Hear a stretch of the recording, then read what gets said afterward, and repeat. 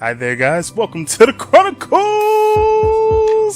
of Gamers, episode 56. This is a podcast where we love to explain our love-hate relationship with video games. As you can see, Goofy is back. I'm, of course, your host, Kifo Kushner. And guess who I have today? I have a guest. His name is Ted. His name is Ted Edwards. Ted Edwards, a.k.a. the Tedator, a.k.a. Tedwards 44, a.k.a. just Ted. That works. A.k.a. you should be wearing Captain America. No, get out of here, bro. There's always an S on my chest, brother. Like, there's an S everywhere. I told you I got my morning drink set up with my S. Got my Superman here, ready, watching over me. I'm ready to go, bro. It's okay, Goofy. It's all right. Anyways, though, welcome back. Once again, Gamer Composer and Lord Brioche cannot be on. Gamer Composer is still in the lab making some more beautiful music, and Lord Brioche is actually conquering another kingdom. But they will be back. I'm going to drag their asses back for episode 57. In the meantime, I got Ted, man. He's going to talk about some, his channel, Alien Genome, which I am actually interested in, and hopefully we might be doing some stuff in the near future. Of course, bro. That's a guaranteed, man. It's not a hopefully. I'm gonna make it happen. I'm stealing you, bro. I'm taking you over. Whoa, hold on, man. Whoa, you got to go through like negotiations and tactics. Yeah, I'll call my people to talk to your people, and then we can set something up. You know how it works.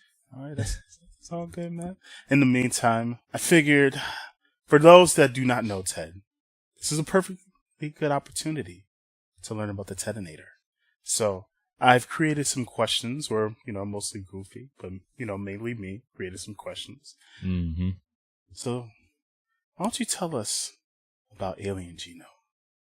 Oh, we're just jumping right into the Alien Genome, huh? Yes. Tell me what your channel is about. Well, I guess it all started back in 1980. No, for real though, Alien Genome is kind of the culmination of, a life and love of games and kind of my path through life. Seeing the landscape today as you know how gaming is, that you have so many shoutcasters. You put somebody on blast a couple episodes back, someone who said a improper word. We won't even get into that. There's people like that all over the place. The internet can be a toxic place. Media is all about clickbait and fake news. And so really, I just kind of wanted to make something that was intelligent, smart, and fun. And I'm all about smart gaming. I want content with a little bit more substance. And that's what I look for, and that's what I strive for, because one of my other AKAs is the educational gamer. I love learning. I love all that kind of stuff. So I always look for, I'm a big science geek. My background, I have a couple degrees in science, but we won't get into that. So I just kind of wanted to bring that to the entertainment and gaming, because you can do both. Because I learned so much from gaming, and my background in history is in sports and sports performance, and then I came up and started a company in gaming about 4 or 5 years ago, and now that's merged into just doing the media. And so really it's all about smart, fun, just something with a little bit more behind it, bruh. Like, you don't want just this mindless crap out there, you know what I'm saying? Nah, we got too much of that already. Oh, bro, it's tough. And not that I'm saying that people can't do you, but I just don't want to consume that. And so I just want to make sure I want to give something that I would want to watch, and that I would want kids and, my kids, if I had kids, not right now, to watch. You know what I'm saying? So yes, that's basically Alien Genome. I don't know if kids can watch this, though. Yeah, I mean, there'll be certain parental blockers in place, but whoops. But it's still good to know for those out there, my listeners. Yeah. Yes. So, what made you decide to do this journey on YouTube at least? Like, why not just do an audio version first and then, make a book, maybe make right. Well, oh man, there's the $1 million question. Like, I spent about 10 years as a strength and conditioning coach and sports performance coach for pro athletes and Olympic athletes. So I did that. That was my life, my job. I mean, I have a degree in genetics and biochemistry and exercise physiology and mechanics. So I did that. I got bored of that, and I was like, you know what? What do I like? People ask me, what is your claim to fame? And I said, well, I make the biggest, strongest, fastest, and richest men in the world bigger, stronger, faster, and richer. Right? So I was like, the $6 million man right here? Right. It's all gravy, but I'm saying like I wanted to do something that's had a little bit more behind it. So I was like, what do I love? And so I went to gaming, right? Right. So I started that company. I started my company Raptor Cow Gaming. I did consulting for indie studios, etc. And I really enjoyed that. Ran a podcast, as you know, that you were a guest on a while back. I think you were on episode 39, I believe. Yes, you had episode me 30. Do that Rufus fight. Yeah, that's right. So you were on the podcast, which is I'm actually coming back here in a couple of weeks. I'm excited to do that again. And then I had a couple producer jobs here in LA, and then I was a producer at the Griffith Observatory here in Los Angeles, doing a lot of media and stuff like that. And I was like, I really just need to do what I want to do and do this thing. So I just kind of started this. I had the idea for about a year ago, and I just, had all these other jobs and things came up. I worked for ESL and all these different things happened. So, life happens. But, yeah. So I just, so I started this channel, and I was like, you know what? I'm going to do this, and we're going to go on YouTube, or we're doing it on other venues and our website, etc. But I think it's an easy way to get what I want to get out there. So. Okay.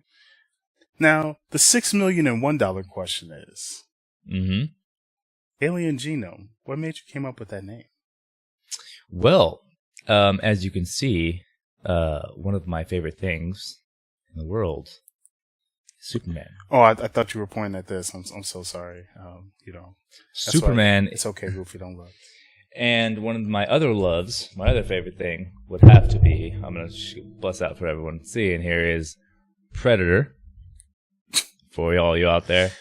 While he's holding an alien tail. I'm holding a Superman and Predator statue. Yeah. So those are two of my favorite things. And what do they both have in common? They're both aliens, right? Yeah. So I was like, there you go.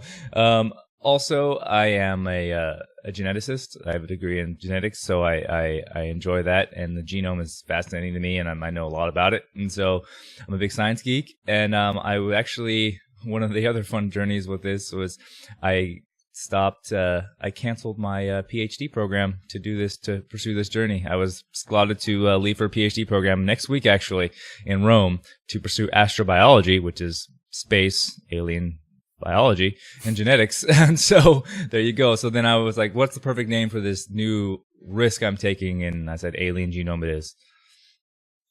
Man, I don't even know what to say. Like, wow, that's huge... Wow, that's you got to do sometimes. Yeah. You are definitely the perfect example of following your heart. So there you go. I will have it no other way, man. Like, life's all about being happy. It's too short, bro. If you can, there's plenty of other times to work and do everything you don't want to do. So just when you have a chance, you have the ability, and I have the support of life, luckily. She's just like, yeah, go ahead and do your thing, Thanks, babe. But yeah, so that helps. Ladies and gentlemen, that is Ted Edwards. That's me. But that's all the boring stuff, man. Let's talk about the fun, cool stuff. You're saying that's boring shit. That's exciting to me or whatever. Yeah, it's all straight edge stuff. We got to get into the good stuff. I get excited because I have mad ADHD. I get excited about everything, and so I start talking fast, get all pumped up. So. Okay, well then. I'm trying to keep it mellow right now, just to give everybody this is my back into help with my credibility before I start saying some outlandish things. Oh man, I say outlandish things all the time. I know. I got to keep up with you, bruh. Okay. Well, if you all right. I guess it's time, man. Ladies and gentlemen, it's all about the hype. This is where we like to talk about any video game news, any industry news that, we're excited for or pissed us the fuck off. And mostly it's pissed us the fuck off these last few weeks. But it's all about the hype. Whoop, whoop. Guess first. Oh, sweet. So I'm like your hype man today. I'm like Flavor Flav. Yeah, boy. You're doing a great job so far. All right, cool. I'll be it. It's all about the hype. So I guess I'll talk about a couple things I'm playing or what I want to play and that kind of deal right now. And then I'll talk about maybe I'll drop a bomb on somebody here. But I guess I wanted just to get a shout out to, I've been waiting for this game for about a year and a half, 2 years. The South Park Fractured But Whole. Yes, I've been playing that. You've been showing me some footage of that. I'm actually interested. I've been waiting. It was supposed to come out this time last year, right? It got pushed back to March, then June, and then pushed back again. So I was just, oh my goodness, just the typical games. It came out. I'm playing it right now. I really like it. I'm about 15 hours in, 12 hours in, and it's still doing a little tutorial stuff. That's kind of interesting. I think I like Stick of Truth better so far, but it's okay. I'm enjoying it, and I will play it through, and I'm not disappointed. But it's definitely not as good as Stick of Truth, I think, in a different way. I think it was more novel, and I think the Stick of Truth used more of the old South Park references, and this is kind of trying to deal with the new stuff, which is not as funny. But it's still funny. I think I sent you the Big Booty clip. So yeah, there's this big, huge stripper chick you're trying to get away from. And like when she slams down, it's basically everything around her. It's an instant kill. Like I died twice on that. I was like, "What?" So I was trying to fight all the other strippers. I mean, if y'all listening or you're watching and listen to this conversation, this sentence, I was fighting all the other strippers trying to run through and to get the stripper who had a dick tattoo on her back. That's the premise. So need I say more of how the game progresses? Like that's the basic way of the game. But yeah, it's like her name is Big Booty, and she does like this big flying slam down on the ground. It's an instant kill. You just gotta basically run through the level without getting slammed. And I kept dying. I was like, what? Oh, I was trying to fight the strippers. So just kind of run past the strippers and just kind of punch them as you run by. Yep. Oh my gosh. You gonna get some of this booty tonight. Yeah, the music though was on point. I was like, I was like, okay, oh what? Yeah, wow. So that got me up. But I guess I'm happy about South Park. It's again so far not as good as the first one, but I dig it. Okay. So can I talk about another game that I'm excited to play, but I'm kind of pissed off about at the same time? Sure. All right. So in my gaming background, I am an old school RTS player. Like I love RTSs. The RTS is almost dead, nowadays, but I was a professional Age of Empires player back in the day. So Age of Empires 2 and Age of Empires 3, I won tournaments, was on the best clan in the world. It was awesome. Age of Empires Definitive Edition got announced at where was it? At Gamescom in a couple months back, and they're doing a complete revamp of Age of Empires, the first game, because it's the 20-year anniversary, which is on the 19th. I was super hyped. It was coming out on the 19th. Been waiting for it. 2 days before, these fools say it was delayed until spring. Now, I'm okay with the game getting delayed, but how the heck are you going to delay a game 2 days before? Y'all knew you weren't going to make the deadline like a month. How did 2 days and then 6 month delay? Like if you're like, oh, we're going to be delayed, like a couple weeks, 2 days before, that's fine. But if y'all knew that you needed 6 more months and you're going to do it 2 days before it's released, that's where I started getting like, that pissed me off. I just, You know what? Can I just say my 2 cents real quick? Please, say your 10 cents, bro. It's better that the company at least told you that they needed some extra time, even if it was close to the date, than to have a company just, release the product half-ass and then a few months later re-release another version of that complete game, but then still charge you money for it. And then do it again and again. Yeah. Yeah. So. I agree. My thing is, working with game devs, I know how hard it is to develop a game. It's time consuming, so I appreciate the time. But you have a full roadmap of your project. 2 days before the release of this project, you say, "Oh, we're getting delayed till spring 2018." Like, you knew that you weren't going to hit the numbers then. Like, tell me a month ago. Like, so I'm not like the day before I had my pre-order, bought it already, and I'm like, oh. Like, I already planned on playing it. I already planned, streaming it and doing all these things. I was like, what? But you know what? The thing is, too, I am the big super fan for that. So I will make it. I will wait for it. And I will be happy when it comes out. So I'm not mad, but I'm mad. It's just like, really? Come on, man. Okay, well, you know what? How about this? At least you haven't been waiting over a decade for your game to come out. Okay? Like, what, Kingdom Hearts? Yeah. Or Okay. Hey, finally Kingdom Hearts 3 got announced at least, so you are okay on that one. Yeah, but supposedly it's coming out 2018. We don't know if it's really coming out 2018. It might come out 2019 or 2020. Just be, look, man, and you're in this case. You know what? I'm okay with it. Like, I got my delayed South Park, which it was cool. And I will get my delayed Age of Empires. So I'm all right. But it's just, I was really excited to play Age of Empires. It's again, the 20-year anniversary. I can remember playing that game 20 years ago. That shows you how old I am. Man, when that game came out, I was on that tough. I was already in real deep with RTSs by that time. And, man, that game changed my life. I'll tell you what. So I was really excited to get on it. But hey, if they make it good, I'm okay with it. I'll wait. And I'm the fan who'll wait. And they're doing some betas. And since I've been a fan for so long, and I have like my old account with them, I get like access to the premium beta. So that's nice. Good. So I'll jump in on that. But so I'm alright. So. But it's okay to still be mad. You can still. Yeah, I was a little peeved. Like, like at least like when South Park was delayed, they're like, oh, this game's coming out in 4 months, 3 months, but we're gonna delay it. Okay, cool. You need some dev time. But 2 days before, oh yeah, by the way, 6 months. Yeah, but whatever. It's all good. Great. So, I think I got one more peeve topic, the big topic. Do you want to hit one, or should I get one? No, look, both of our topics are huge peeve ones. So this is going to go. I mean, this is kind of like I've been hearing more and more research on it. So for everybody listening and watching, so let me get my notes prepared. I actually written down notes. Good. No, that's good because more has come out that I actually found out this morning. As a matter of fact, I was doing some more on it just so I was make sure I was on point with it. But Visceral Studios being closed down by EA, and that's seems to be kind of a pattern with EA, kind of buying up studios and then after a while closing them down. But that's not the point. The point is, Amy Hennig from the writer from Uncharted back in the day, great, one of my favorite games of all time, Uncharted 2, and she wrote it, so that's great. So she's working on the new Star Wars single player action like story based game. That sounded cool. Like I'm all about that. I'm gonna put myself on blast. I prefer Star Trek over Star Wars. I'm a Trekkie, but I love Star Wars as well. That's fine.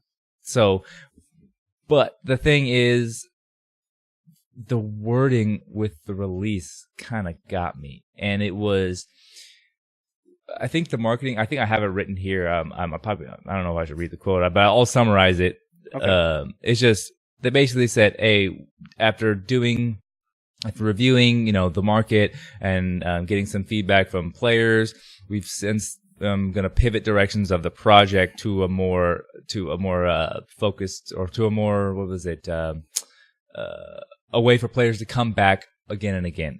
So basically they want a monetized, or they want a game as a service model versus like single player stuff. Exactly. It's all about the money. And on our on Alien Genome's Tuesday talk show stream that we do, Mike and I, our topic was single player games. And the next day, this thing happened, and I asked if single player games. I asked because I love single player games. I'm a single player game, but I love single player story based games.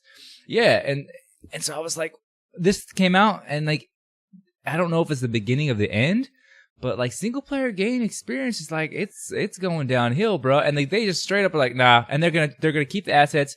They want to make money, and story based games aren't doing it nowadays. It's all games based on a service, and it's like, oh, come on. Like, these big ass companies, like big companies, they need to do that to move the needle. Like, one game putting $100 million on development and then getting 120 back is not enough for them. Like, that's not enough. So they need to do this thing where they're making microtransactions. They're doing a online multiplayer. So I get it, but then it's just like, this one just feels nasty, bro. It's just like, yeah, they closed the studio, yanked the rug after them. They moved it to Vancouver, their EA Vancouver office. Yeah. Amy Hennig, they don't know their. I'm done. Go ahead, man. Oh gosh, you know what? To be honest, like I said, I've been doing research on gaming. I've been trying to go back to learn the history about the industry and stuff, because that makes me a better podcaster. And this was something, like, when I heard that, it made me think of something that I read in Kotaku like a while back, and I'm glad I did this. So back in 2012, EA was originally planning on dropping single player content in their games anyways. 2012. Like, so Frank Jimbu, I don't know if I'm saying the last name right. I'm not familiar with him. But pretty much he's sort of like the president, like right under. Well, anyways, he basically had an interview with one of the writers from Kotaku, and he basically states that the whole business model of of making single player games is kind of a waste, since EA tends to make less games every year due to the high demand of like making games better. So it's like, of course, he kind of realized like single player games aren't the best. Him and Moore, their ultimate goal at EA is to try to make games that are sort of like PUBG, where they're just free and you just charge for everything. That's everybody's model. I think the phones did the free-to-play model back, in 2007, 2008, and that was like the thing when it broke. The free-to-play model is a thing, and we don't want to get into loot boxes, but this is a whole new thing, because this is like, to me, it's like, I have the quote here. I put it up here. It says, I'm just going to read just a piece of it. It says, it has become clear to deliver an experience that players will want to come back to and enjoy for a long time to come. We needed to pivot the design. We will maintain the stunning visuals, authenticity in Star Wars universe, and focus on bringing Star Wars story to life.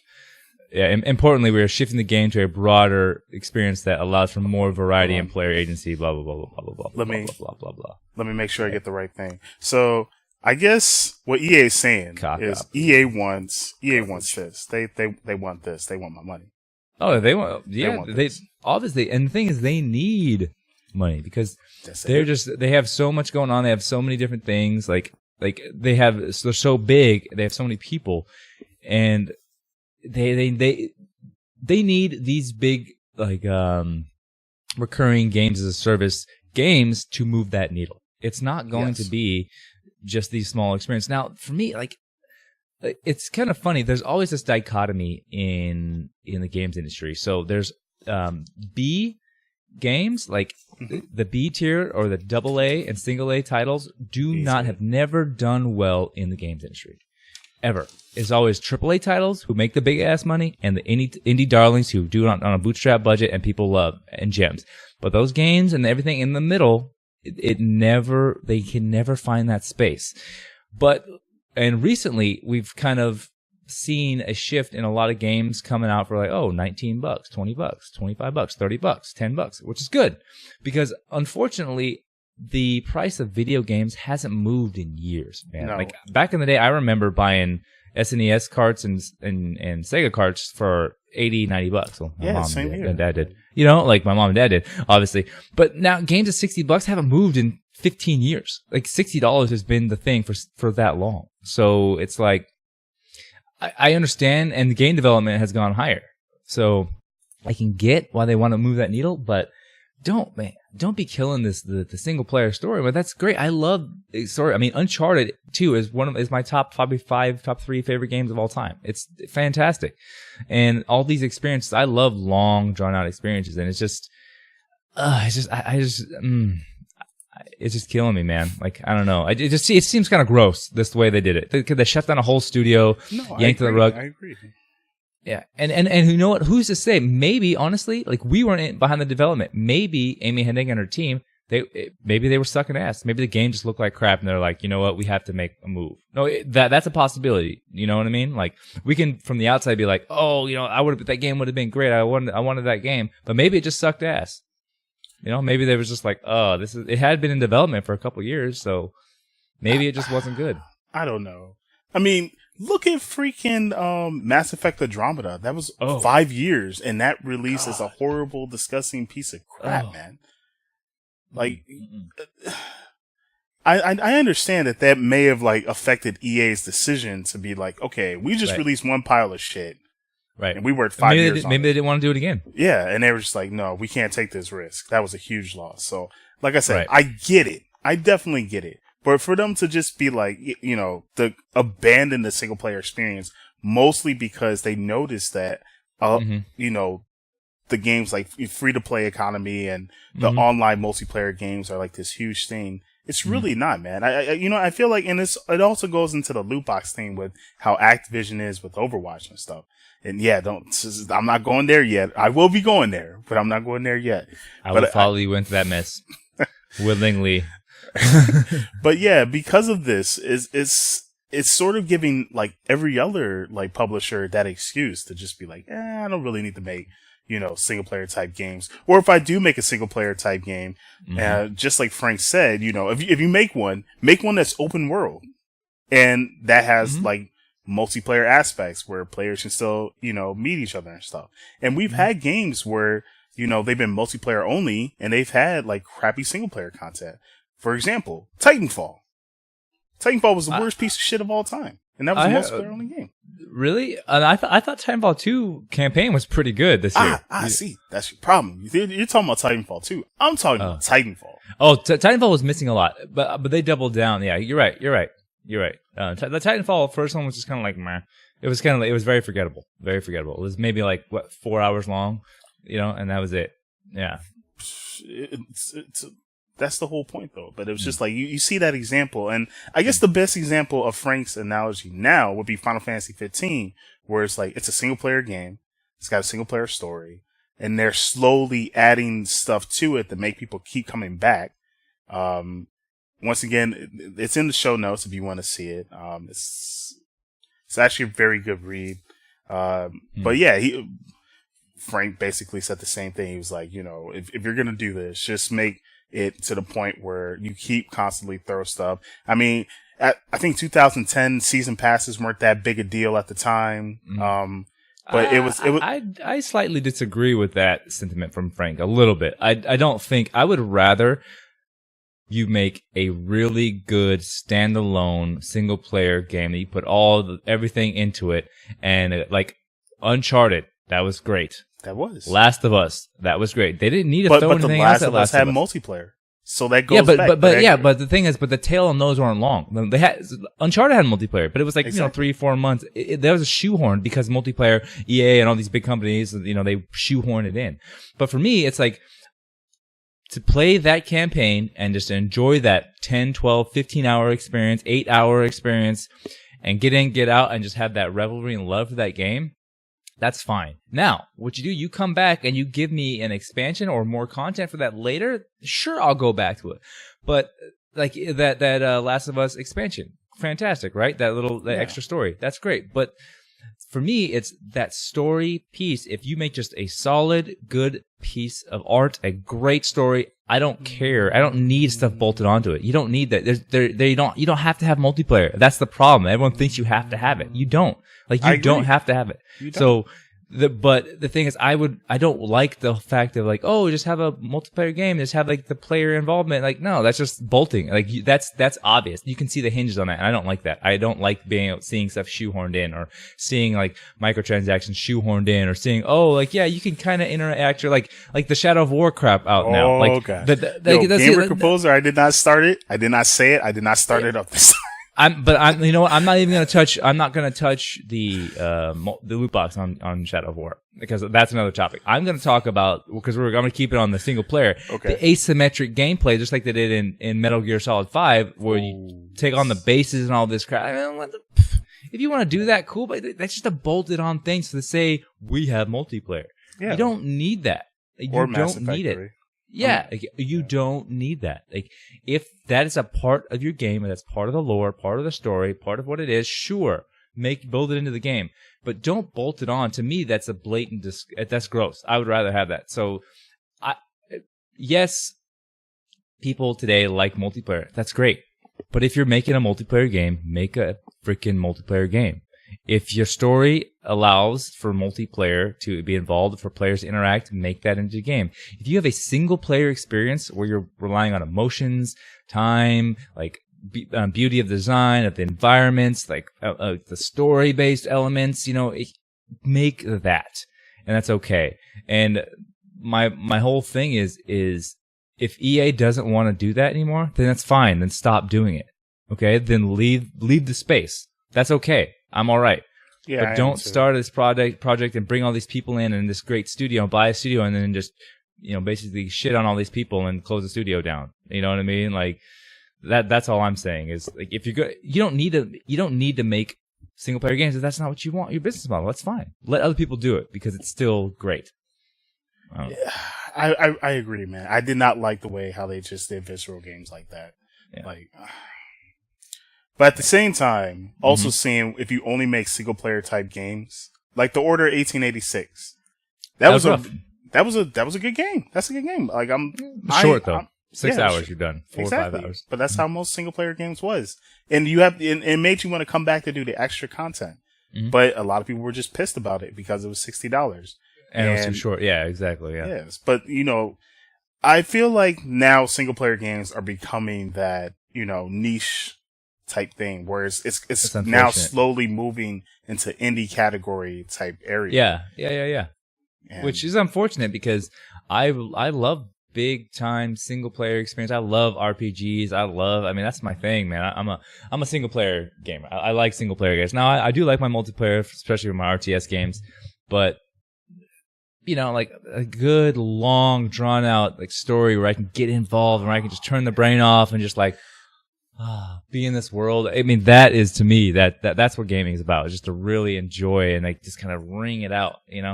I like that a lot, and I don't want that to lose. And I brought that up on our show on Tuesday. That's just I'm worried about that. And I hope they don't go away with that. This is just kind of like, I don't think we're there yet. I don't think we're gonna lose it, but this is just kind of like I think we gotta figure something out.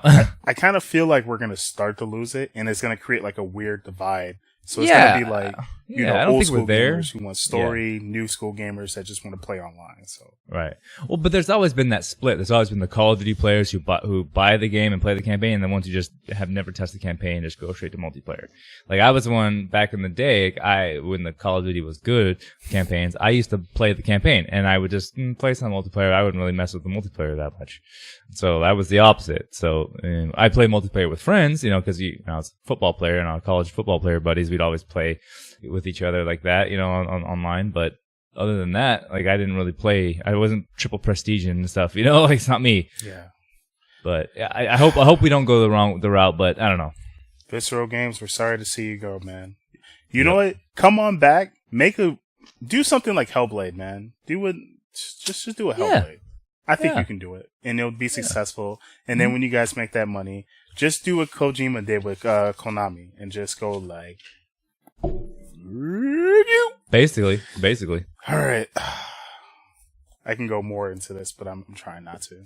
Yeah, it's your turn. I've talked enough. I want to see what you got. I know, but the problem is, it's like I don't know which one to go into. I got two topics that are like just as bad. Hey, bro, we can make a 2-hour episode when I'm here, and we can split it in half. We can do whatever. I'm here for the long haul. All you people listening, I'm supporting this man, whatever he's got to say. So. Oh gosh, man. All right, well let's go. Damn, it's a flip of the coin, folks. All right, let's see what we got. I guess I'll go with David Ballard being sexually harassed at Naughty Dog. Oh yeah, you weren't kidding. All right, let's let me roll these sleeves up a little bit. So, of course, due to the aftermath of a certain Hollywood executive, I'm not even giving his name a fucking attention. You fucking asshole. But anyways, this disgusting human being. Yeah, makes me sick to my stomach. David Ballard pretty much sent like this tweet out October 14th. And it was like a Saturday. It was on like a Saturday morning or something like that, right? Yeah. And he talks about being sexually harassed at Naughty Dog and the work environment becoming very toxic for him. And then in 2016 of February, he had a mental breakdown and he told Sony HR about the harassment, and they just ended the call and fired him the next day. And the company cited that he was they were moving in a different direction, and his job was redundant or something like that, right? Yeah. And then they tried to offer him $20,000 if he signed a letter agreeing to his termination as well, to not discuss it with anyone. And then he's been he was unemployed for 17 months, and it was just one of those things that was like kind of hard for him to speak about. And at the time, like, I still believe, and there have been people, especially on Reddit, like not like a lot, but a few people that are just, you know, trying to say like, oh, he's just doing that for attention or for a job and stuff. And I don't like, no offense, but no one. I know there's been some crazy shit that's been happening in this world, especially in 2017, but I don't think anyone would just use that as an opportunity to be like, hire me or something like that.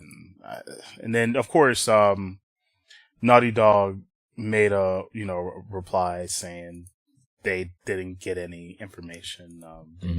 They don't have anything, but they will investigate. Well, yeah, I guess they're just, you know, Naughty Dog just kind of made like a boring ass statement. Right. There's no point. It was a generic corporate speak. Yeah. Statement. I'm kind of torn on this one, man. Me too. I don't know. I'll let you give your 2 cents on it, and then I'll give mine. Go ahead. No, I'm actually really torn. Like, I really don't know what to say. Like, it's one of those things where it's like, if it's true, I don't know. Like, I'm already boycotting Capcom games, or at least Capcom fighting games, and it's like, I've enjoyed Uncharted, and it's like I'm about to play Uncharted 2, and it's like one of those things where it's like that. Do I need to go sell my Naughty Dog games? Do I need to stop playing The Last of Us? And No. I don't think it's there. I guess I did some research on this actually this morning, as a matter of fact. Yeah, so I'm kind of up to speed on this. Working in a lot of big companies, especially game companies, and seeing how this stuff happens at a company the size of Naughty Dog or these big EAs or all this stuff, harassment does and will occur. It's just going to happen. Just the nature of people, the nature of interactions. It's just whether someone does it intentionally or unintentionally. It's just so many different human beings. The probability of this occurring is the truth. It is what it is. Okay. There were some statements yesterday, as a matter of fact, from some of his coworkers. I think Polygon did some research on it, and they interviewed off the record some people, and their statements were they were kind of blindsided by this. They said they support him, believe him, but what they also do is they also support Naughty Dog, saying that yes, this may have happened, but he probably didn't bring it up in an official way or lately, and Naughty Dog wasn't hiding anything. And so they said that if Naughty Dog was in the business, so to speak, of covering things up, then they wouldn't be there. Neither would a lot of other people. That was our quote. And so to me, I can understand that. And I can also understand why he would come out with it, because personally, I have some things that I want to talk about on some other deals about coming out with some other companies myself, but I'm going to hold that, you know, so there are things. So I don't think he needs to go out and defend himself, because people will be like, oh, he's just trying for attention. Like, if this is the case, it's the case. Like, if you're harassed by a manager or product manager or higher up, whether it's sexually, whether it's, you know, verbally, whether it's just any other way, emotionally, physically, like, and, you know, it happens, you are in the right, and that is a bad thing. Now, where he goes from here, I don't know. I'm not sure if he wants to pursue legal action. I'm not sure what. That's one thing that I wasn't clear on. I don't know his next steps. I don't know what his reasons are, but maybe he had a mental breakdown. Maybe this was a step to get it off his chest and not hold this back, because this was killing him inside, you know, which, okay. And then, you know what? If this brings more awareness to the companies, maybe Naughty Dog had this happen to other employees. Maybe that'll help other employees come out and be like, hey, you know what, this is happening. Or other big companies in, you know, in the gaming industry and other industries to be like, hey, yeah, this is happening to me too. And so if it helps people, cool. But I don't know. The only thing that's kind of crappy about it is the statement from Naughty Dog. It was so generic and like really corporate.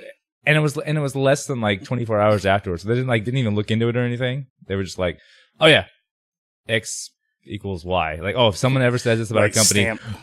Yeah, go into the legal jargon bucket and throw it out. There we go. and that's what makes it a little kind of weird and gross. But I'm kind of torn on it. Like, I support the man 100% if this is the case. Like, don't be harassing people. Like, not cool. Nah, don't do that. Don't. If you're a big company, like, take care of it. And if you did get terminated, like, right afterwards, that's bull. Like, something needs to happen. Something does. Yeah, but the thing is, he needs to make a point and be clear what he wants to happen instead of just coming out and just saying things. And that's what's been bad about this, is he just came out and said something, tweeted something. Yeah, I guess that's true. It would have been better if he had like made a video or made a statement and then got legal like went and did this the right way, an official way. Wrote a press release and they had legal reaction. If he wanted this to get out to the public, make a statement of why he was saying it, why he was doing it. Now I don't think anyone should have to justify telling why they got harassed. That's not what I'm saying. What I'm saying is, I think that his situation he's not alone in that. And I think many other people have had that. So maybe he can do some good with this and get some awareness, because all the, the Me Too hashtag that's been going around on Twitter, which is super big, because I'm a big proponent of women's rights. That's another thing the Alien Genome is pushing. Like, I am pushing women's rights for a lot of charities that we're going to be doing here soon. Three most important people in my life are my mother, my sister, and my wife, period.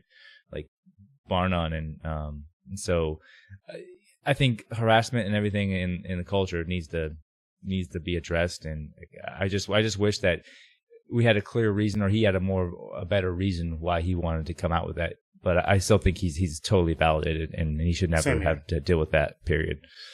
But it's weird. It's like I want to hate on Naughty Dog, but it's like I don't have enough information to be like, hey, what did you know? Like, if you guys let this happen, you guys suck. Like, period. Uncharted 2 is no longer my favorite game. No, I'm just kidding. I don't know. See, we'll have more, if it develops more. Yeah. But it still needed to be mentioned at least. Oh, totally. And it's happening, and it's happening in our industry and where we're at. Like, if this was in like, any other company, like the insurance company, that's bad. But, it doesn't touch us close to home. But now this is in game development, and we already know how many studios have bad work practices and, working their people too hard and firing people after a game's launch and like bad hours. And like, it's just already the gaming industry is getting a bad rap for bad working conditions. This just kind of exacerbates that situation, and it's kind of rough. It sucks, but yeah, it needs to be addressed. Speaking of something that needs to be addressed. Oh, yes. Now we can get into the real stuff that we know about and we have opinions on. We support you, Ballard, but damn, I know about this one coming up. Yeah, this one's kind of like the everyone's picked a side now, and the war is about to begin. Gamergate 6, ladies and gentlemen. Gamergate 2017, with the Fox News like loot boxes. Yes, I know you guys may be tired of hearing it. I know a few of you guys are. But it's one of those things that we need to discuss because, last time I checked, this all started from mostly Activision making way crap tons of money. Let me get the actual facts. So Activision of 2016 has made $6 billion, $61 million from mostly digital revenue, and that was up from last year's $4.87 billion. So they've been making. Say that number one more time. That first one. $6.61 billion. Sorry, but I was saying $6 billion, $61 million, but still, dang. Yeah. So most of that, of course, it's not all from loot boxes, but you also have to remember they have Hearthstone and they have World of Warcraft, which is pretty much the same thing. They kind of have quote-unquote loot boxes as well, especially Hearthstone, but that's a free-to-play game, right? Just want to make sure I put this out there for you. So, of course, let me go into the reason of loot boxes. Let me go into the fun side of it. First of all, loot boxes are fun. They're colorful. They have the colorful animations. We all love the surprise random factor of like, ooh, did I get something new and shiny and the colors and the prettiness and stuff? And, let's be honest, man. I've done it. I've dropped $30 on loot boxes. Mostly I did it because I was like, you know what? I paid $60 for a game and I don't have to pay for anything and I get free updates. Yeah. What kind of loot box? Was the loot box for Overwatch stuff?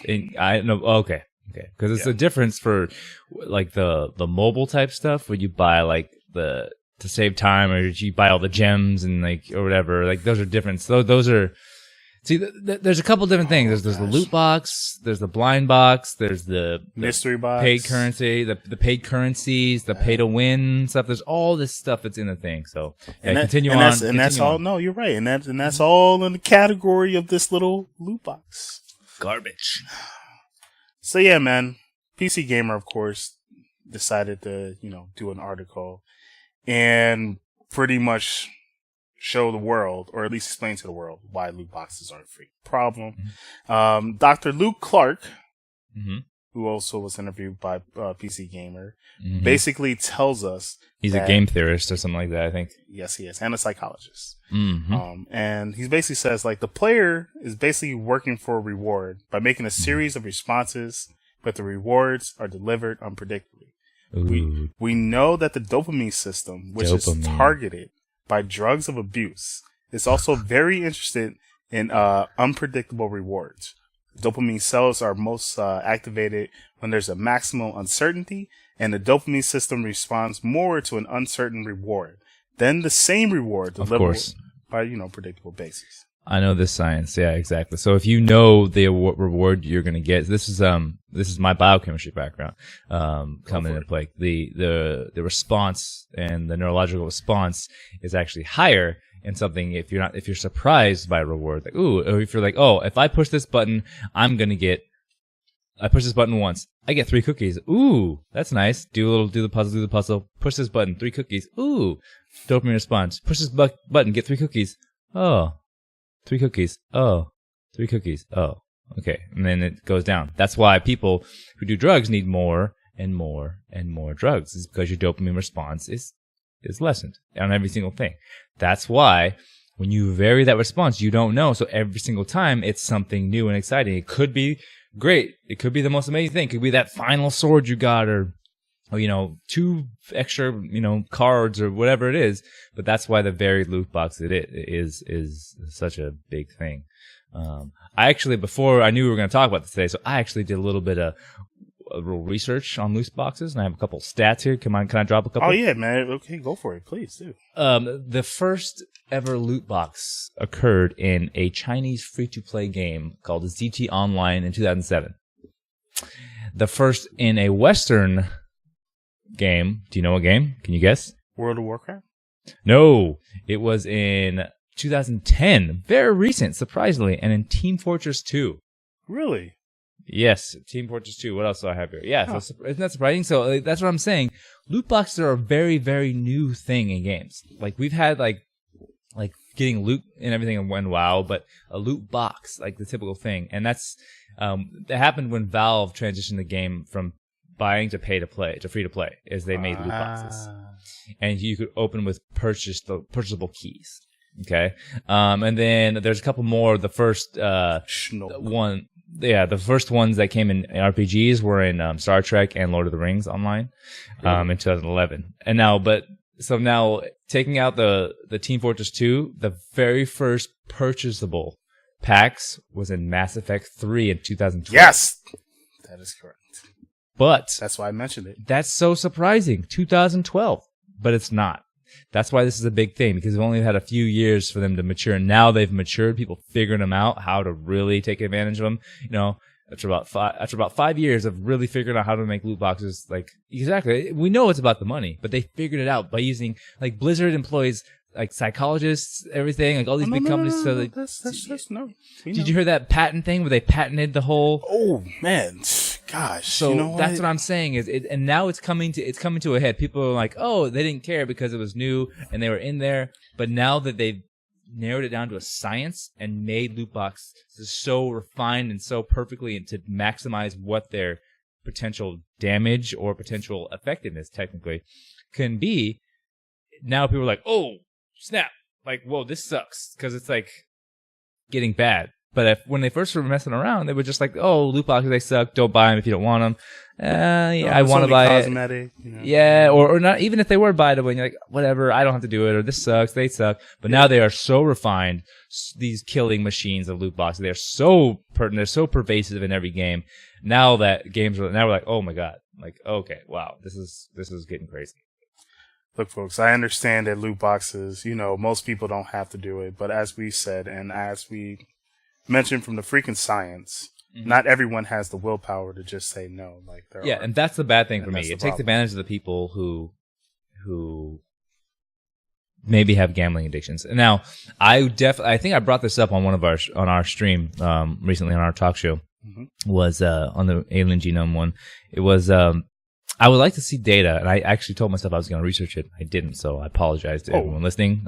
But I will do the research on it. But I would like to see the proportion or the demographic, the proportion of gamers who have higher addictive personalities than the general populace. Yes, because I think that people who play video games probably, this is my hypothesis, would probably have a higher ratio of people who have addictive personality types, or at least can lean towards that. We may not be like crazy addicts, but I know when I was a kid, there's some games I was obsessed with. I couldn't stop thinking. I wouldn't sleep because all I did was think about playing this game, or I think that's a quality that's probably necessary for a gamer. You have to be a little obsessive to play a game all the way through, or to grit through a tough part, or to like really do everything. So I really want to see that. And so if that's the case, then utilizing this strategy for monetizing in the business world, on my business side, for monetizing your target demographic, your target audience is kind of it's not good, because you're just taking advantage of a tendency, and this probably would work more effectively than, let's say, an elderly population, or a population who does the X, or who may not have as much of addictive personality. So I think that's what's getting me with these loot boxes. I hate them. I don't like anything about it. I want the days where you put down $60 and you buy a game. I don't even want season passes. I don't want that. Only thing I want is DLC. And I want DLC. I want that too. Additional. I want an additional DLC. I don't want you to release 3/4 of your game and then release the other 1/4 as like a purchasable thing. No. Seriously. I'll buy the game. I'll pay whatever. I'll pay $80. I don't care if it's the full ass game and there's no bullshit around it. And then if I want to play in the space more, like Skyrim did it. Like they had the 2 huge DLC downloads. Fine. Like RTS games used to do it all the time. They'd have the full game, they'd have so many expansions where they add civilizations, add technologies, game refinements. Sure, I bought every expansion. Like expansions, like they've gone out. There's no such thing as an expansion anymore. And so I don't want any of this shit in my games. I don't want it. I'm tired of it. I don't like it. I don't do it. Like I'm playing South Park and there's all this Ubisoft currency popping up all over the screen from my Uplay account. It's like, oh, this costume, like in the inventory. So I go into a store in South Park, right, to buy an item. I can only buy it with the Uplay currency. Really? Yeah. I'm like, wait, what? No, I guess I just won't have that item. And like, cause in Stick of Truth, I got the platinum trophy because I got every single item in the game. I'm like, I'm not gonna get everyone in this game. I'm not gonna do it. Now you earn the currency. Like I did a couple missions and I got a lot of achievements points for doing some extra things quickly and stuff. So, you earned 20 points to this thing. And so now I could buy some of those items, or I could pay some money for it. No, man. Like I think they should definitely, if they're going to do loot boxes, they should be cosmetic, and they need to say what the percentage of what you have to get in it and be honest about it. Period. Actually, for Overwatch, Activision Blizzard had to... You have numbers? Yep. They had to do it in China. So yeah, I remember that. Yeah, because that's a requirement. Me, I lived in China for a year. I know the Chinese are much stricter about a lot of stuff like that. Yes, they were. So they said for every 5.5 loot boxes, so basically for every 6 loot boxes you buy on average, you unlock an epic item, and for legendary, it's like every 13.5 boxes. So like 14. So pretty much the percentage for that, the percentage of getting epic coming out of your loot box because of that would be 18.2, and then legendary would be 7.4%. 7.3, yep. 7.4, yeah. Yeah. Yeah. Sorry, I like math. I'm sorry. I'm a math guy. But see, this is the thing. This is why this is still bullshit. I'm sorry, everybody. I'm just pissed. It is bullshit. Even the ESRB doesn't feel like it's a problem. Listen to this. Yes, every 6 loot boxes you get an epic item. But do they say anything about the probability of getting duplicate items. Yes. Oh. You get that a lot. You do get legendary and epic duplicates more. Exactly. I've gotten it before. But I'm saying, that's the problem. They don't say that. They say, oh yeah, you can get an epic item.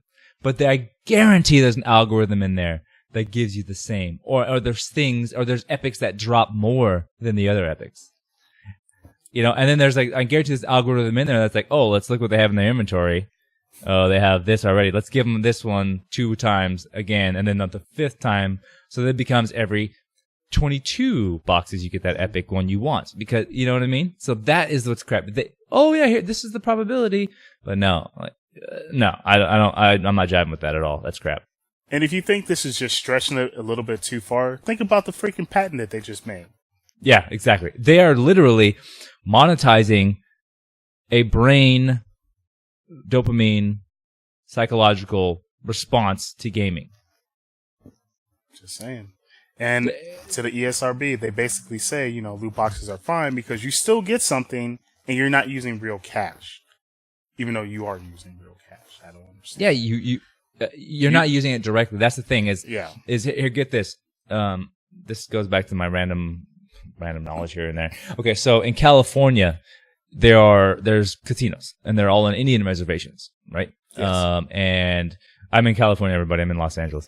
But in San Diego, when I was living in San Diego, there's tons of reservations about half hour outside of the city, and there's a couple around. But one thing you cannot do in California is play craps or other dice games, because they've associated that was a law 20 years ago. They associated that with gangs, like playing dice and stuff. So casinos, all the Indian casinos, they have, there's blackjack, there's Texas Hold'em, there's roulette, everything. But craps and other dice games, you cannot do. So what do they do to get around them? What they do, the deal is, so on the table, there are 5 slots. No, there's 5 slots on the table, right? 6 slots on the table. And every little card squares, and underneath it is a dice, and a 1, 2, 3, 4, 5, 6 on the dice. And they take the deck of cards and they put a card on each slot. So the dice roll, then you play craps, you roll the die, and that card or that dice equals a card and not a die. That's how they get around playing craps here in California. Now, that's not direct dice game. It's a card game, because the cards are what's being read, even though the dice equal the cards. Now, when the ESRB says some BS crap like, oh, they're not using real money, how the hell do you think you got the game? Schnog. Money. You bought money. Like, you're spending time and money. How the heck do you think you get the extra cosmetic items? Money. How do you think you get to continue playing the game online? By paying an online, PS Plus fee. How do you think you get to continue the game? By buying the season pass. That's money. Like, what are you talking about? Yes, you're not directly paying. You're not going, hey, here's my $5, and I got 5 on black, and you're not gambling in that sense. But, in a lot of games you're literally buying blind loot boxes. So I don't know what they're talking about. Some games you're not. So to me, that's like the most bogus statement I've ever heard. Like, you remember DraftKings and all those fools 3 years ago got just hammered because of the gambling in fantasy football. But these, it's rampant. It's literally gambling. Period. Like, shut up. It's gambling. Like, it's gambling. Shut up. Random. There's no skill based on it. It's not a skill based game. It's gambling. There's not. And it takes no skill to click a button and open a loot box. It really doesn't. And then for those that say, like, for the game that's built in, like, Assassin's Creed Origins, now, like, that has loot boxes. And that's mostly in-game. Like, you use in-game currency to buy it. Once again. It's the same as the South Park stuff. Exactly. Once again. You have the option of, yes, spending the money that you get in-game. But how much money are you going to get for doing these missions? You're probably not going to get none. Not a lot. That's what I'm saying. Like, I've been playing South Park for 12 hours and I have maybe 25 currency, 30 currency, and like some of these items cost like 15, 20. So like every 12 hours I can get one item, and there's like 70 or 100 extra ones that I can't buy. Ladies and gentlemen, he's talking about the freaking new South Park game. And I haven't played it. One thing I will give kudos to the Assassin's Creed Origins game, which I actually going to play because I fell off of Assassin's Creed after 3 came out. I was so excited because I was a huge Assassin's Creed fan. Like I played the crap out of the number 2. I platinum 2 Brotherhood and Revelations. Platinum. Straight up. I love those games. 3 came out and I was like, this is garbage. I threw it in the trash. I literally threw the disc in the trash. This was crap. I broke it in half, threw it in the trash. It was so bad. It was janky and broken. So I haven't played Assassin's Creed since. But this game, I'm going to play the regular mode, like you fight. But there's what's the mode? Explorer mode? Discovery. Yeah, Discovery. Yeah. Where that's you get awesome. to just explore and... Yeah, that's cool. I think that's a really cool thing because they built such a beautiful, great world. Yes, like they spent time making a world. And honestly, being a history buff, ancient Egypt is one of my favorite times. And I even took Egyptology in college. So this is like, it's really going to be cool. That's a cool feature. Like, cause it's right there. That eliminates loot boxes. Now, the second in the discovery function, they're like, oh, in order to go inside this temple, you have to pay currency. That's when I'm going to start punching people. But what if they do that though? Oh my, man, that would be hilarious, man. You know what? Because it would kind of almost be like a sightseeing tour where it's like, oh, you got to pay for like your guide and everything. Oh god, they could oh no. You better edit this out. You better edit this out because if this gets to freaking Ubisoft, oh man, I think Ubisoft already thought of this idea. I think Schnock the Kriti must have just like announced that. Well, they do have a guide with you, so that's kind of cool. So you're basically taking a tour around Egypt, which I think is awesome. It's a great idea. I think it's awesome. I think that is. I think even in something like big, beautiful open world games like Skyrim, just to go around is lovely and beautiful. Like I'm trying to finish, what is it? Horizon Zero Dawn right now. Yeah. And, before South Park came out, but South Park, so I had to finish that. But I'm about 28 hours into Horizon, probably about 3/4 done with it. So I'm going to knock that out. But that world is beautiful. It's amazing. And that would have been cool, even though it's not a real place, but yeah, like, brand new games, loot boxes. Forza. Did you hear about Forza? What they're doing with their loot boxes? I heard they recently changed their shit because it was literally pay to win. So no. Get this.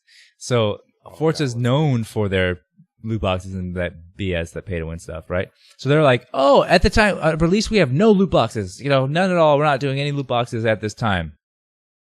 They pulled the Capcom and just lied. They pulled the Capcom. No. It's none of that. That's a true statement. We have no loot boxes at this time. At this time? Yeah, so they're coming. They're coming. Yeah, so they're coming in a month. It's in a month. They're putting them in. Oh man. Yep. You know what? We're gonna stop there with all the loot box shit. We're just what? After this, I feel dirty. I know I need to take a shower. Bro. Yeah, we really do. So we should take a shower and some good positive game talk. That's another thing. Alien Genome's all about positivity in the game industry. But there's a lot of stuff that pisses us off in the industry. So we had to get that off our chest before we get positive, right? Yeah. So what we're gonna do is we're gonna take a small break, and then when we come back, we're gonna get into the next topic. So stay tuned. Hi there, guys. Welcome back. And now we're gonna get into Indie Radar. This is where we like to talk about any indie games that we love and we had a fun time playing, man. Indie Radar. Indie Radar. I'm gonna let you take it away. Yeah, I just got back. I just bought like 7 loot boxes. You know what I got? What? I got a cool indie game though. That's not how that works. You don't get anything good out of loot boxes. Don't buy loot boxes. Loot boxes are bad, folks. Schnog does not approve. We take a stand with our wallets. Don't buy them. And then it doesn't come back in the game. And then we get Star Wars single-player games.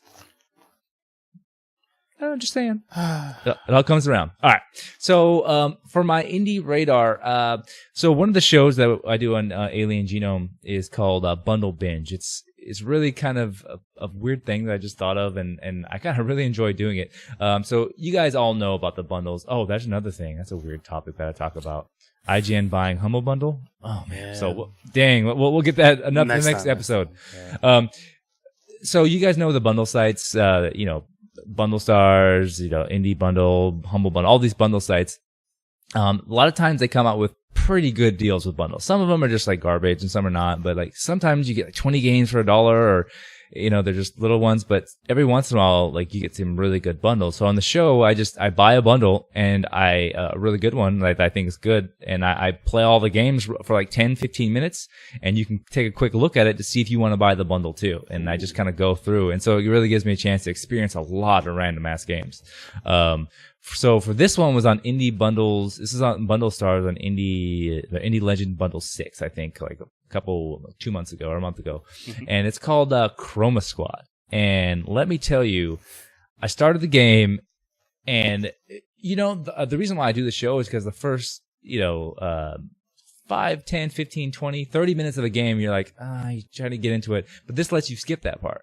Well, the second I turned on this game, I was like having fun. I was like, oh, this is rad.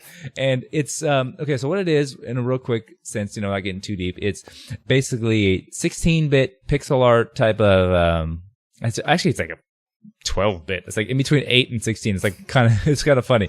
But it's, if you guys play Final Fantasy Tactics or any like, XCOM, it's kind of like that. Yeah, right? It's a tactical RPG. So you have a squad and you're moving around and thing. And I'm old, and I remember the day when Go Power Rangers came out, the real Power Rangers. And it's basically, they aped and riffed on the Power Rangers theme, right? So you're basically playing Power Rangers. So your squad are Power Rangers.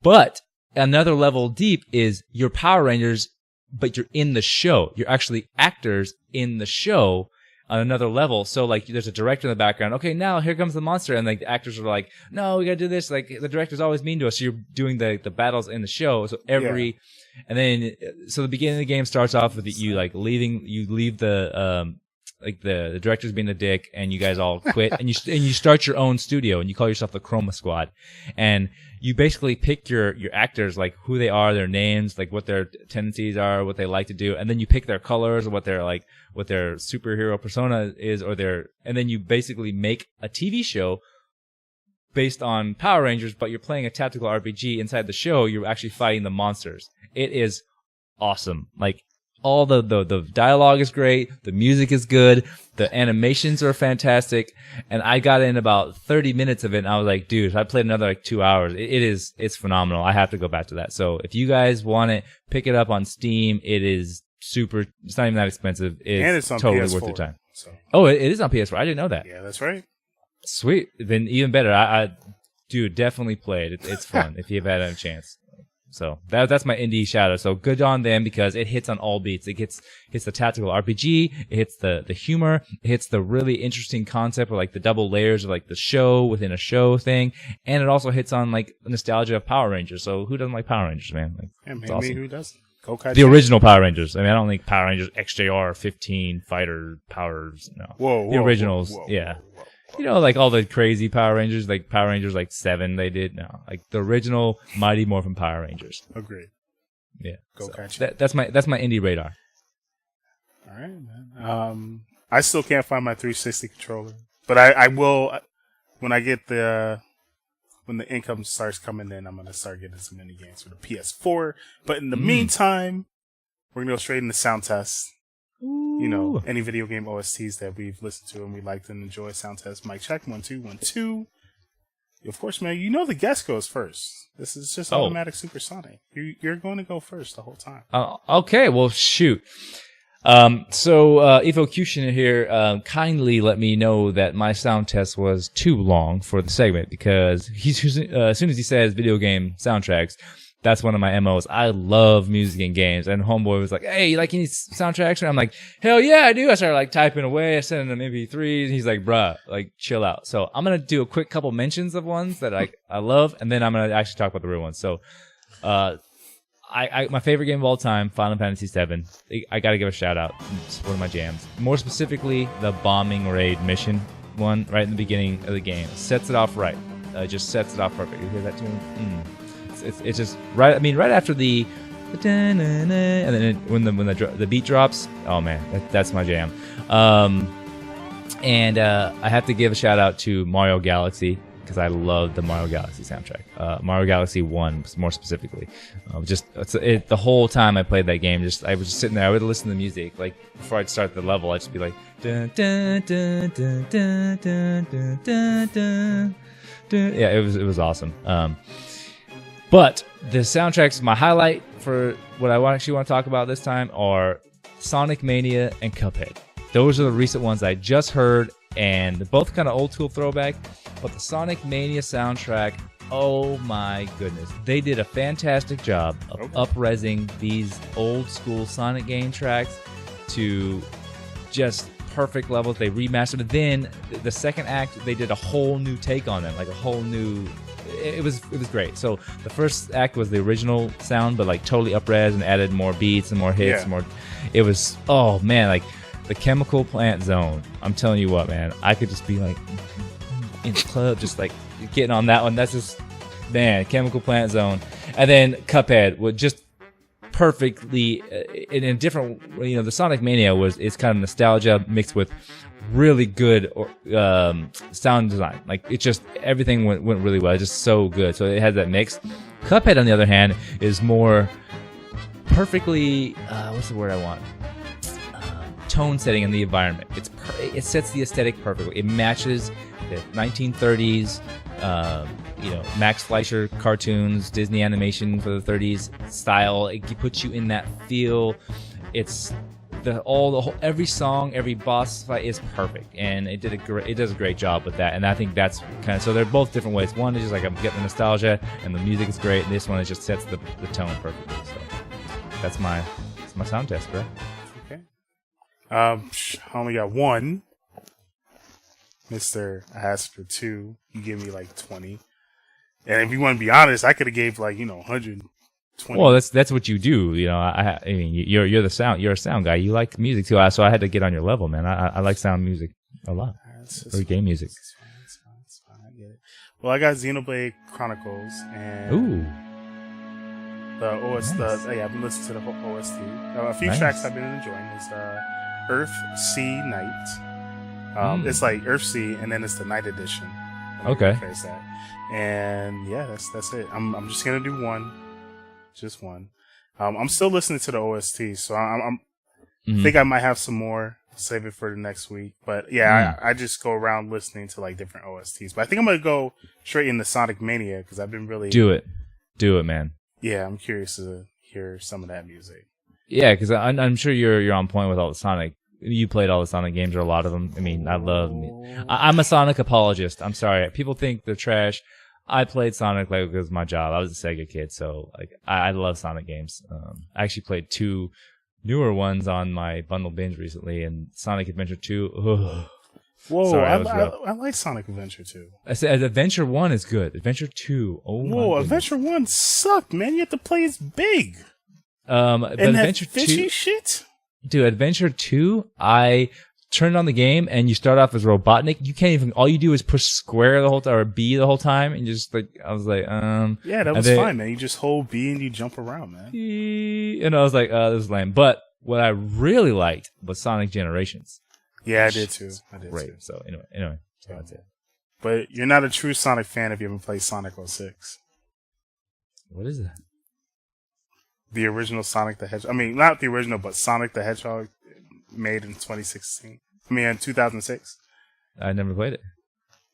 You should try it, man. I think it might be for you. Are you joking, man? Is No, it bad? no, Ted. You should try it, man. Just go to GameStop. You find the Sonic event, like my Sonic the Hedgehog at GameStop. It's the 2006 one. It should be on Xbox 360 or PS3. You put that in. Down. Okay, and then you put it in, and then you'll enjoy it. You'll like it. Then I'm gonna come on the next episode, and I'm gonna have something all about the hype to vent about, huh? Yeah, I know how that works, but that's cool. Hey, I'm all about it though. I'll do it. It's something. It's a hole in the backlog. I gotta fill it in. Okay. We're going to take a small break, and when we return, we'll come back into the next topic. So, stay tuned. Hi there, guys. Welcome back. And now we're going into True Story. This is where we like to talk about any video game stories that we have. Super excited, memorable moments, man. True story. I guess the guest always starts. I've known, right? Yeah, man. That's the new rule. That's the rule. So this isn't. I'm familiar with the podcast, bro. I like your true stories. I'm gonna go take my true story a little bit farther back. Going back to, you mentioned 2006, but I'm gonna go back to about 2004-ish, 2005. So I've always been a gamer. Growing up, like since the 80s, like I played video games and, got the NES, Atari, all that kind of stuff. But the thing for me is, and I've always been kind of a nerd, but the problem for me is also, I'm also 6'2" and an athlete. And so that didn't really match up very well, so I had my nerd friends and my jock friends. And so you kind of had to like dumb down your jockness with your nerd friends because the jocks would like beat them up and like, oh, I'm not one of them. And then your jock friends are like, I don't hang out with those things. We don't build computers in our basement on the weekends. I did that. So I was always torn, and we can talk about the state of the world today, about the racial divide and all this stuff like that. But for me, I literally have a racial divide as I'm multiracial. I'm half black and half white. So growing up, that's confusing as all hell. Like, my mom, I was very well educated, and I don't quote talk black, so I was too white for the black kids and obviously dark and too dark for the white kids. So yeah, so I had no clue what I was, and I was like 7 years old, like, Mom, what the hell am I? She's like, you're just you. And so that was confusing growing up. And so I've always had this weird, kind of split on everything I've done. And so that kind of persisted all the way through college. And being a college football player in a big school, there's guys who played video games, the PSP, everyone played, Call of Duty or whatever. But, I was a big time gamer. I played all Final Fantasies and everything. I was just like a dorky ass gamer. And so I was playing Age of Empires professionally at the time and competitively and on a really good clan. And so we were, I played at San Diego State, and we were playing University of Wyoming up in Wyoming. And if all just a random fact, it's the highest elevation college football stadium in all of the United States. It's 2,500 feet. Wow. You get off the plane there and you can barely breathe. It is hard to play there, man, especially coming from San Diego.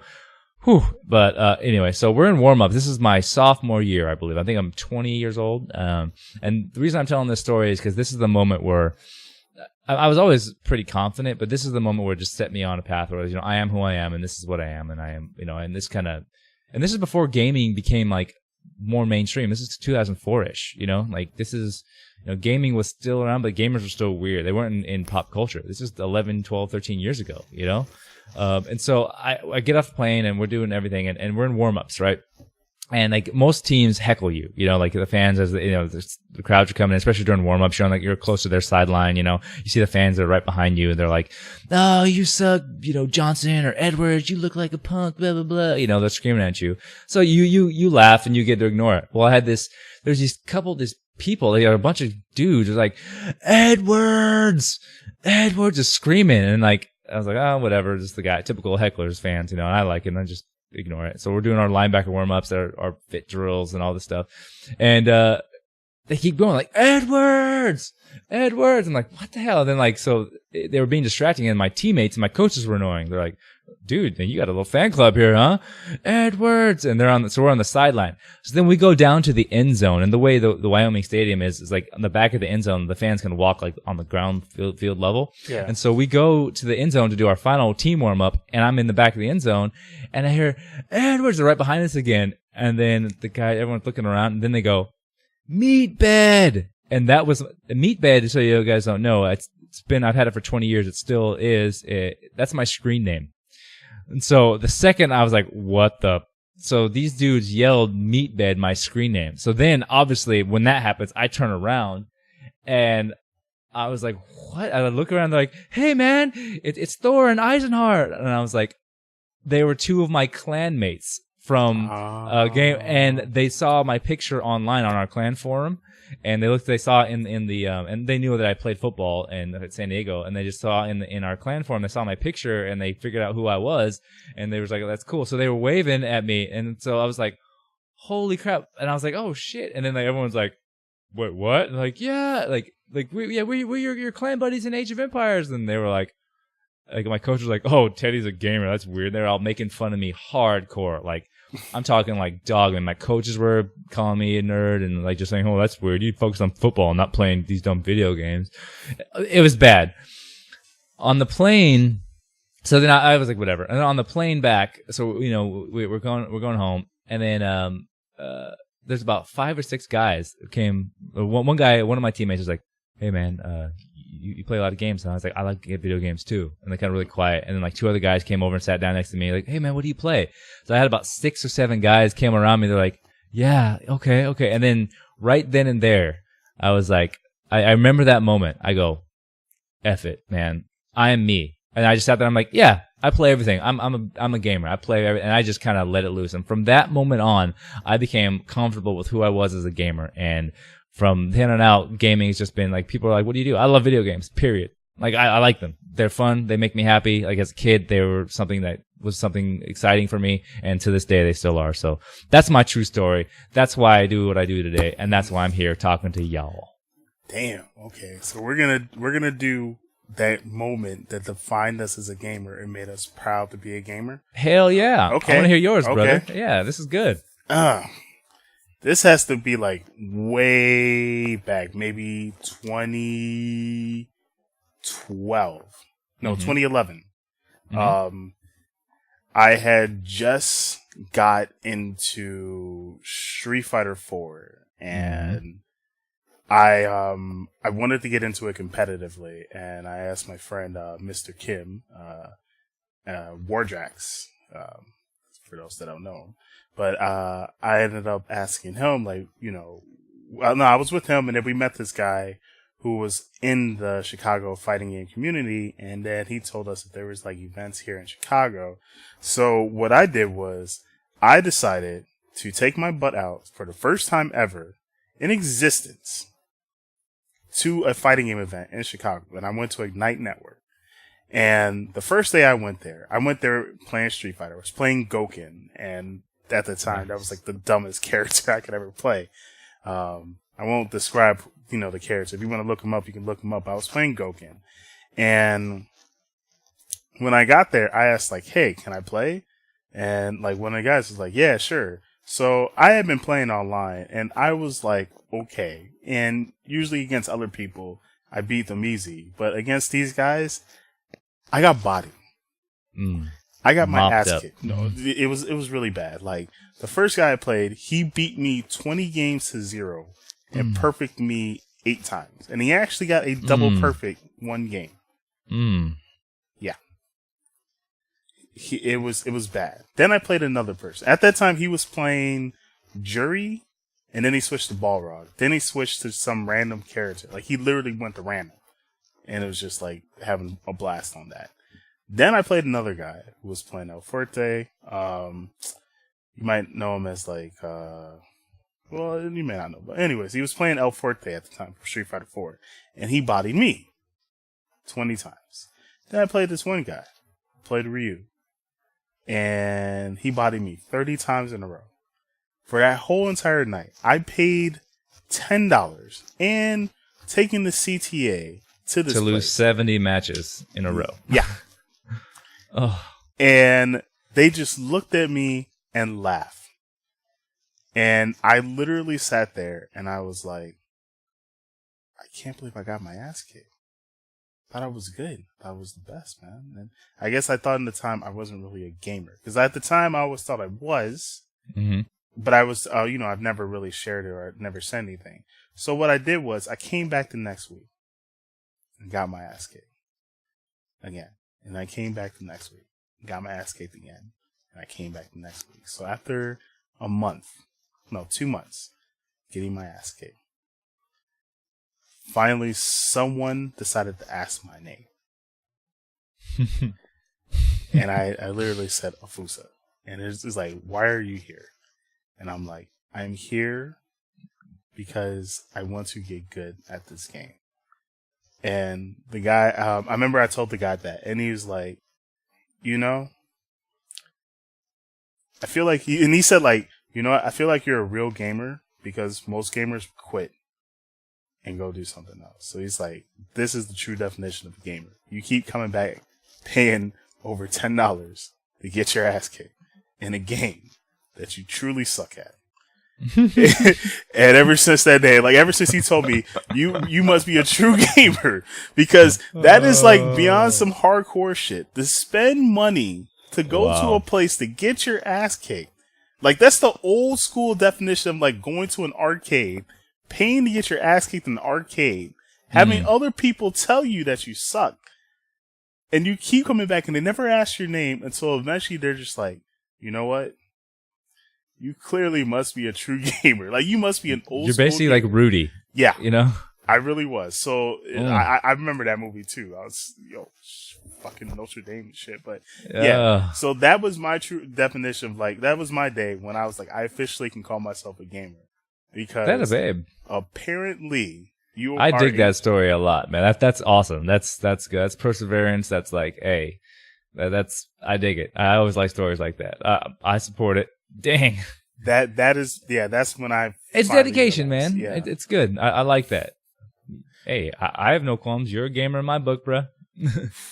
I didn't know. I always thought I was a gamer, but that's apparently what I was the true definition of a gamer.